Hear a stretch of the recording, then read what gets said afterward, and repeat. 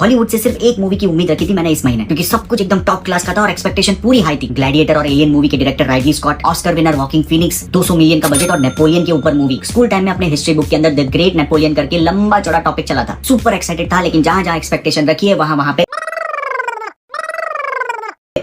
इस रिव्यू के अंदर मैं शॉर्ट एंड स्वीट में आपको बताऊंगा कि किन लोगों के लिए मूवी है और किन लोगों के लिए बिल्कुल नहीं। सबसे पहला, अगर आप वॉकिंग फिनिक्स के फैन हो तो बंदे ने घोट के पी लिया कैरेक्टर को। इस बंदे के राइज से लेके फॉल तक आपको पूरी स्टोरी के अंदर एक्टिंग एकदम टॉप क्लास की मिलेगी, लेकिन सबसे बड़ी प्रॉब्लम आती है मूवी नेपोलियन के ऊपर है, उसका कोई पास्ट हमको पता नहीं। अरे थोड़ा सा उसके चाइल्डहुड में क्या हुआ, वो ऐसा बिहेवियर क्यों करता है, वो ऐसा क्यों है, कुछ तो झलक दे देते, लेकिन नहीं। स्टार्ट ऑफ द मूवी से ही आपको ऐसा फील होता है कि मैं बीच में किसी मूवी के अंदर घुस गया हूँ। इन शॉर्ट, आपको स्टार्ट ऑफ द मूवी से ही 1700 और 1800 में फ्रांस और यूरोप के अंदर क्या पॉलिटिक्स था, कौन रूल कर रहा था, वो सब कुछ पहले से पता होना चाहिए। नंबर 2 पे मेरे हिसाब से सबसे स्ट्रॉन्ग पॉइंट था मूवी के अंदर नेपोलियन और उसके वाइफ के बीच में जो भी प्रॉब्लम्स हो रही है, जो प्यार हो रहा है, वो सब कुछ बहुत ही खूबसूरत तरीके से रॉ और एकदम रियल दिखा है। एग्जांपल के तौर पे उसकी वाइफ को बच्चा नहीं हो रहा है तो पूरे महल के अंदर सेक्स दबा के चल रहा है। भाई उस टाइम पे इतने ज्यादा कपड़े पहन लिए जाते थे, बटन्स होते थे, खोलने का टाइम नहीं था, तो भाई जैसे है वैसे ही शुरू हो जाते थे। तो भाई सेक्स सीन्स तो दबा के, और नेपोलियन साला बहुत डेस्परेट था। 200 मिलियन खर्चा किया मूवी के अंदर और एक एक पैसा दिखाई देता है स्क्रीन पे। अब आप इंटरेस्टेड होंगे मूवी के अंदर वॉर सीन्स कैसे है वो बता। भाई फर्स्ट हाफ के एंड में एक वो विंटर वाला वॉर सीन मुझे बेस्ट लगा, उसके अलावा तो वॉर और फाइट सीन्स बस नाम के लिए, और उन छोटे मोटे वॉर सीन्स को देखने के लिए हमें लंबे चौड़े स्टोरी टेलिंग से गुजरना पड़ता है, जो बिल्कुल भी इंटरेस्टिंग नहीं लगी मुझे। अब आप चाहे तो मुझे कमेंट में गाली दे सकते हो कि भाई कुछ मूवी सबके लिए नहीं होती, लेकिन मेरे भाई 2 सीन्स दिखाए जा रहे हैं, उनके बीच में कोई स्मूथ कनेक्शन ही नहीं है। और नेपोलियन जैसे कैरेक्टर के लाइफ में इतना कुछ चलता है कि फटाफट कुछ सेकंड के अंदर फटफट सीन्स निकलते जाते हैं। नेपोलियन को 2 और 50 मिनट्स की मूवी में कर ही नहीं सकते, इसे कम से कम 2-3 सीजन का वेब सीरीज होना चाहिए था। और यही जल्दबाजी स्टोरी टेलिंग के अंदर सेकंड हाफ में आपको कूट कूट के फील होगी, जिस वजह से आप डिस्कनेक्ट हो जाओगे और फिर आपके मुंह से एक ही चीज निकलेगी, जल्दी बोल, कल सुबह पनवेल निकलना है। अगर आप वॉकिंग फिनिक्स के फैन हो तो जोकर वाली एक्सपेक्टेशन मत रखना। ये नेपोलियन एकदम अलग और वियर्ड कैरेक्टर है, लेकिन परफॉर्मेंस सबकी बहुत अच्छी है, खास करके नेपोलियन की वाइफ वेनिसा कर्बी। भाई क्या परफॉर्मेंस दी उसने। बाकी मेरे जो स्कूल की टीचर थी डिमेलो मैडम, उसकी स्टोरी टेलिंग मुझे इस मूवी से ज्यादा अच्छी लगी। मूवी के अंदर थोड़े ही एक्शन सीन्स है, लेकिन ब्रुटैलिटी बहुत अच्छे से दिखा है। स्टार्ट में ही कैरेक्टर को पनिशमेंट के अंदर गला काट दिया जाता है, तो उसका सर ऐसा पकड़ के ऊपर करते हैं, खून गिर रहा है,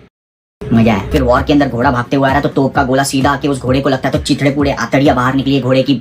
नाइस। तो इन शॉर्ट मूवी के अंदर कुछ मूवमेंट्स है, लेकिन उन तक पहुंचने के लिए भाई बहुत ज्यादा टाइम लेती है। मैंने इस मूवी को इंग्लिश में देखा था। और ब्रुटैलिटी से याद आया, एनिमल का ट्रेलर रिव्यू हमने किया, वीडियो जरूर देखना। Thank you so much, love you, take care. ठोक दीजिए महाकाल का, ठोक दीजिए।